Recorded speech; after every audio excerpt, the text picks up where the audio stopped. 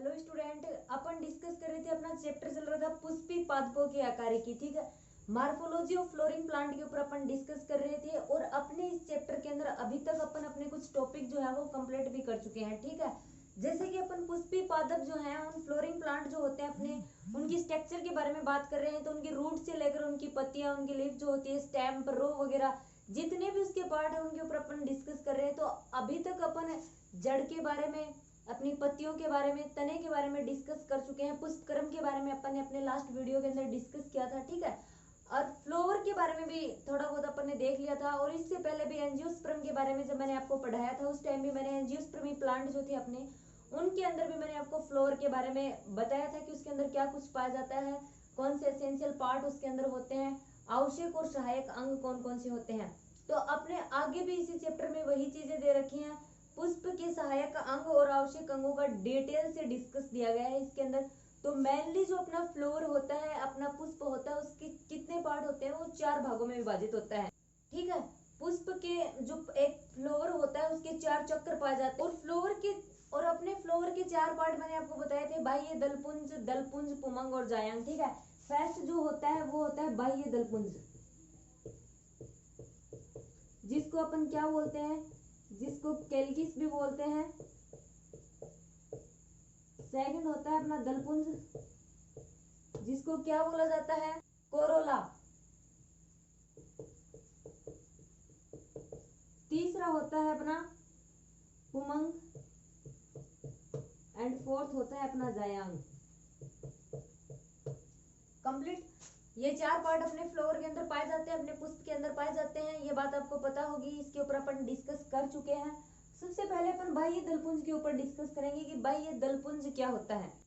तो अपना जो ये बाह्य दलपुंज होता है ना, ये बाह्य दलपुंज पुष्प का सबसे बाहरी चक्र होता है। ठीक है, पुष्प का सबसे बाहरी चक्र कौन सा होता है, बाह्य दलपुंज।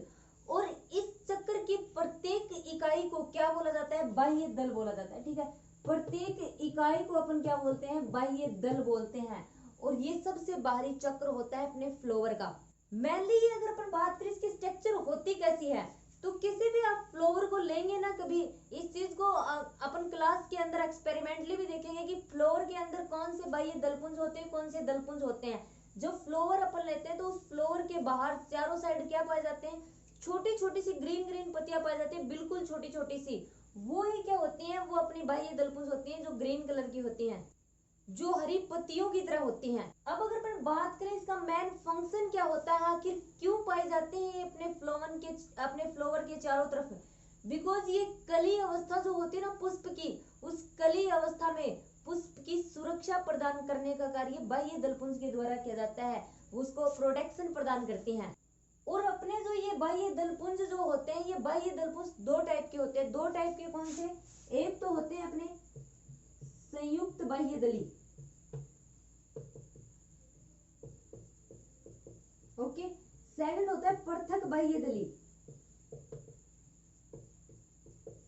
अब संयुक्त के नाम से आपको स्पष्ट हो रहा है, संयुक्त मतलब जुड़े हुए, इसके अंदर बाह्य दल जो होते हैं वो आपस में जुड़े हुए रहते हैं। और पृथक बाह्य दली, तो इसके नाम से स्पष्ट हो रहा है पृथक, तो मतलब इसके अंदर जो अपने बाह्य दल होते हैं वो किस प्रकार से होते हैं, बाह्य दल पृथक पृथक होते हैं, आपस में जुड़े हुए नहीं होते हैं। बाह्य दलपुंज जो होते हैं, मैं एक बार फिर से रिपीट कर रही हूँ, अपने फ्लोवर के चारों ओर पाए जाते हैं। सबसे बाहरी चक्र होता है अपने फ्लोवर का, एंड ये क्या करता है, कली अवस्था में पुष्प को सुरक्षा प्रदान करने का कार्य करता है। एंड ये ग्रीन कलर का पत्ती की तरह दिखाई देता है। एंड ये 2 टाइप का होता है, एक तो संयुक्त बाह्य दली और एक पृथक बाह्य दली। जो संयुक्त बाह्य दली होता है, इसमें क्या होता है, अपने बाह्य दल जो होते हैं वो संयुक्त होते हैं। पृथक बाह्य दली में क्या होता है, अपने जो बाह्य दल होते हैं वो पृथक होते हैं, अलग अलग होते हैं। ठीक है, नेक्स्ट पॉइंट पर अपन डिस्कस कर ले, दलपुंज क्या होते हैं। तो दलपुंज या दल जो होते हैं, ये पंखुड़ी जो होती है ना, फ्लावर की पंखुड़ी, वो होते हैं, ये रंगीन और चमकदार होते हैं। और ये इतने रंगीन और आकर्षक होते हैं, किसी भी फ्लावर को, किसी भी पुष्प को अपन किस लिए पसंद करते हैं, उसकी जो आपने देखे होंगे उसके अंदर जो पंखुड़ियां होती हैं वो रंग बिरंगी, अलग अलग कलर की होती है, अलग अलग प्रकार की होती हैं। उन्हीं को देखकर अपन फ्लावर की तरफ अट्रैक्ट होते हैं ना, उन्हीं को देखकर अपन आकर्षित होते हैं फ्लावर की तरफ। तो इनका मेन फंक्शन भी यही होता है, परागण के लिए ये क्या करती हैं, परागण के लिए ये कीटों को अपनी तरफ आकर्षित करती हैं। परागण क्या होता है कि जो परागकणों का फॉर्मेशन होता है फ्लावर के अंदर, पुमंग पाए जाते हैं, जो जिनकी एक इकाई पुंकेसर होती है। जिसके अंदर क्या पाए जाते हैं, अपने परागकोशों के अंदर लघु बीजाणुधानियां उपस्थित होती हैं। उन लघु बीजाणुधानियों में किसका निर्माण होता है, परागकणों का निर्माण होता है। ठीक है, फिर अपने जो वो परागकण होते हैं जिनका निर्माण फ्लोवर के अंदर हुआ है, उस परागकण को जो अपनी जायांग होती है, मतलब जो फीमेल रेप्रोडक्टिव ऑर्गन होता है पुष्प का, उसकी वर्तिकाग्र तक पहुंचाना, उस परागकण को उसी प्लांट की जो अपनी वर्तिकाग्र होती है फ्लोवर की, उस वर्तिकाग्र तक पहुंचाना क्या कहलाता है, परागण कहलाता है। क्योंकि जब परागकणों का निर्माण हो जाता है, परागकण के निर्माण के बाद जब वो परागकण वर्तिकाग्र तक जाते हैं, वर्तिकाग्र के पास पहुंचते हैं, तभी जाकर तो मतलब फिर आगे की प्रोसेस होगी, उनका रिप्रोडक्शन की प्रोसेस कंप्लीट हो जाएगी, कंप्लीट हो पाएगी और एक नए प्लांट का फॉर्मेशन हो पाएगा। ठीक है, तो अपने जो बाह्य दलपुंज होते हैं रंगीन और चमकदार होते हैं। इनका मेन फंक्शन ये होता है कि ये परागण की प्रोसेस के लिए कीटों को अपनी तरफ आकर्षित करते हैं। और वो जो परागण की प्रोसेस की जाती है, परागकण जो होते हैं उन परागकणों को वर्तिकाग्र तक पहुंचाया जाता है, वो प्रोसेस अपनी परागण की प्रोसेस होती है। इसमें होता क्या है कि जो कीट होते हैं या फिर पक्षी जो होते हैं, मधुमक्खियां जो होती हैं, उनको क्या करते हैं, फ्लावर जो होते हैं अपनी रंगीन और चमकदार पंखुड़ियों की वजह से उनको, उन कीटों को अपनी तरफ आकर्षित करते हैं। फिर वो उन कीटों से रस चूसने के लिए उनके ऊपर बैठते हैं, अलग अलग टाइप के कीट या फिर पक्षी वगैरह जो होते हैं। ठीक है, फिर या फिर अलग अलग टाइप की जो बटरफ्लाई होती है वो उनके ऊपर बैठती हैं। अब वो उनके ऊपर बैठती है तो उनके पैरों पर क्या चिपक जाते हैं, परागकण चिपक जाते हैं। ठीक है, अब वो परागकण चिपक जाने के बाद में वो दूसरे फ्लोर पर बैठती हैं उड़कर, तो वो परागकण दूसरे फ्लोर की वर्तिकाग्र पर पहुंच जाते हैं। इस प्रकार से ये परागण में हेल्प करते हैं। और अपना जो ये दलपुंज होते हैं ना, ये भी बाह्य दलपुंज की तरह से दो प्रकार के होते हैं, मतलब संयुक्त दली और पृथक दली, ये 2 टाइप के होते हैं। अगर अपन प्लांट के अंदर बात करें, प्लांट के अंदर ये पाए जाने वाले ये दल जो होते हैं, इनकी आकृति जो होती है अलग अलग प्लांट के अंदर अलग अलग होती है। आपने ये चीज देखी होगी कि अलग अलग फ्लावर जो होते हैं, अपने अलग अलग जो पुष्प होते हैं, उनकी पंखुड़ियों का कलर भी अलग अलग होता है, कलर भी अलग अलग होता है एंड साइज भी अलग अलग होता है। कोई कीपाकार होती है, कोई घड़ाकार होती है, कोई नलिकाकार होती है, घंटाकार, इस प्रकार अलग अलग आकार की उनकी आकृति पाई जाती है। अब यहाँ पर अपन स्टूडेंट एक चीज के ऊपर डिस्कस करेंगे, किस चीज के ऊपर, पुष्प दल विन्यास के ऊपर अपन डिस्कस करेंगे कि पुष्प दल विन्यास क्या होता है। पुष्प दल विन्यास, अब पुष्प दल विन्यास क्या होता है, जो पुष्प कली होती है ना, उस पुष्प कली में, उसी चक्कर में जो अन्य इकाइयां होती हैं, उन्हीं अन्य इकाइयों के सापेक्ष जो अपने बाह्य दलपुंज और दलपुंज के लगने का जो क्रम होता है उस पुष्प कली के ऊपर, वो ही क्या कहलाता है, वो पुष्प दल विन्यास होता है। मतलब पुष्प कली के ऊपर किस प्रकार से बाह्य दलपुंज और दलपुंज लगे हैं, ये विन्यास क्या होता है, ये बाह्य दल विन्यास होता है पुष्प क्रम का।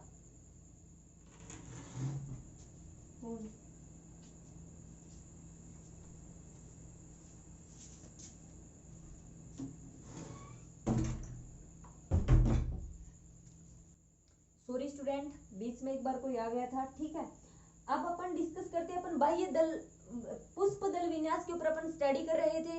तो अपन ने डिस्कस किया था, जो पुष्प कली होती है उस पुष्प कली में बाह्य दल और दलपुंज किस प्रकार से लगे होते हैं, वो होता है अपना पुष्प दल विन्यास। और पुष्प दल विन्यास अलग अलग प्रकार का होता है, मतलब अलग अलग प्रकार से जो कली अवस्था होती है उसमें बाह्य दलपुंज और दलपुंज जो होते हैं वो अपने लगे होते हैं अलग अलग प्रकार से। किस प्रकार से, कोरस्पर्शी, व्यावर्तित प्रकार, कोर छादी प्रकार, इस प्रकार क्या होते हैं, पुष्प दल का विन्यास अलग अलग होता है। इनके ऊपर अपन डिस्कस करेंगे कि कोर स्पर्शी किस प्रकार से होता है, कोर शादी किस प्रकार से होता है, व्यावर्तित प्रकार किस प्रकार से पाया जाता है पुष्प दल विन्यास का।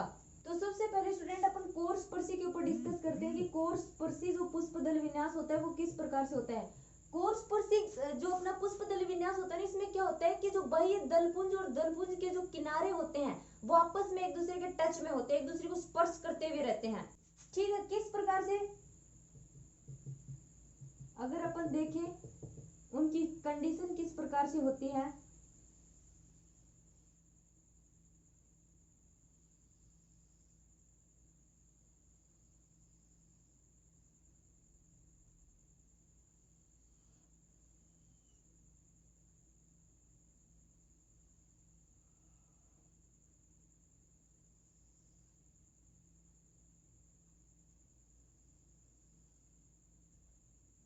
इस प्रकार का बाह्य दल विन्यास, पुष्प दल विन्यास पाया जाता है कोर स्पर्शी जो अपने फ्लावर होते हैं उनके अंदर, ठीक है। इनके जो ये कोने होते हैं ये एक दूसरे के परस्पर सामने होते हैं, जैसे स्पर्श कर रहे हैं वो, ये इस प्रकार कंडीशन होती है जैसे एक दूसरे को स्पर्श करते हो।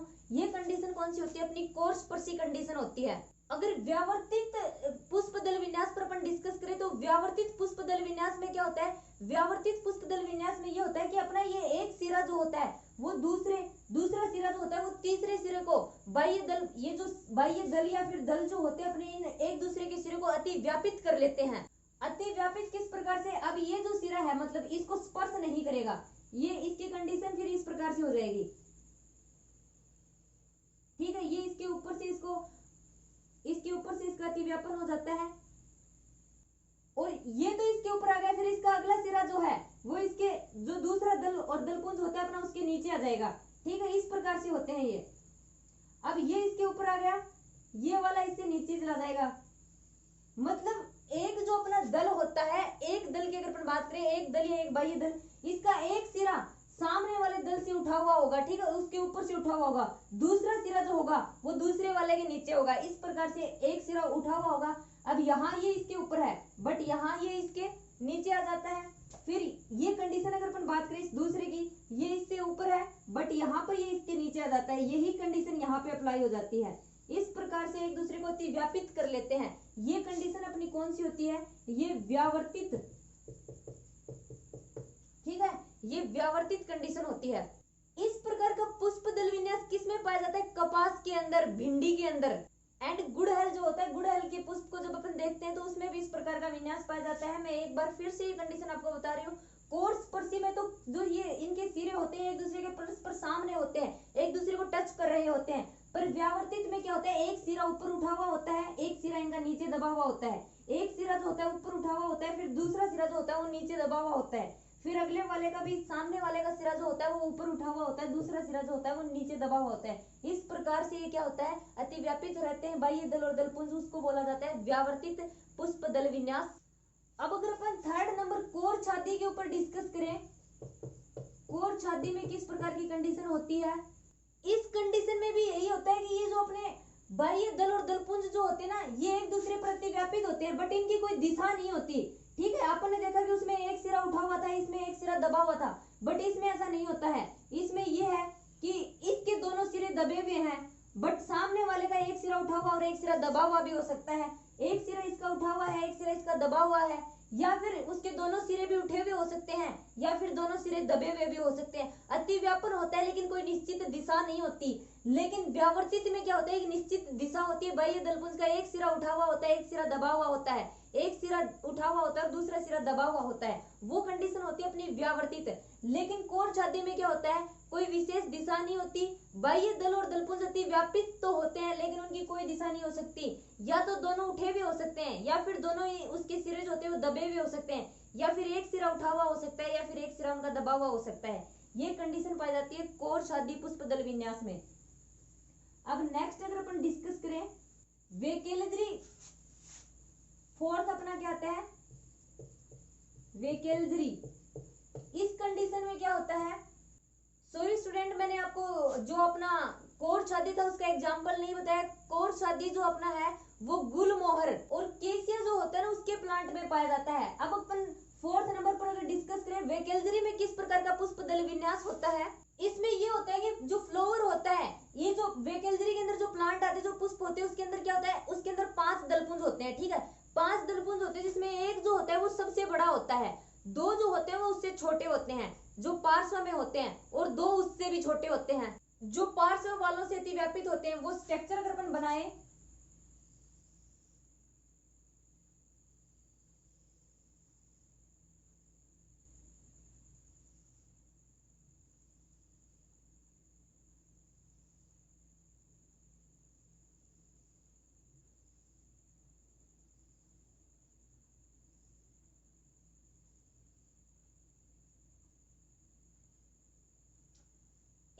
की कंडीशन पाई जाती है वेकेलजरी के अंदर, ठीक है। इसमें क्या होता है? एक जो दल होता है वो सबसे बड़ा होता है, ये सबसे ऊपर वाला जो दल होता है वो सबसे बड़ा है, ठीक है। साइड में पार्श्व में 2 दल पाए जाते हैं, जो क्या होते हैं इस बड़े वाले दल से थोड़े छोटे होते हैं। ये आपको थोड़े साइज में छोटे दिखाई दे रहे होंगे, अगर नहीं भी दिखाई दे रहे हैं तो मैं ये बता देती हूँ कि इस वाले से थोड़े छोटे हैं ये दोनों, ठीक है।